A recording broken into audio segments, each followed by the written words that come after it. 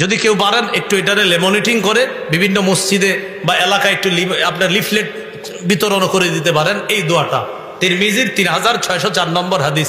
এই হাদিসের মধ্যে আসছে, আমি আবার বলছি, তিরমিজির 3604। এটা পারে ওলামায়ে কেরাম পারে, অনেকে ইমাম সাহেবদেরকে বলবেন এটা লেমনিটিং করে মসজিদে, বা যেহেতু একটা ভয়ঙ্কর অবস্থা চলতেছে আমাদের দেশে, এই জন্য জায়গায় জায়গায় এটা একটু দিয়ে দিবেন, যে সাপ বিচ্ছু ইত্যাদি পোকামাকড়ের দংশন থেকে বাঁচার দোয়া।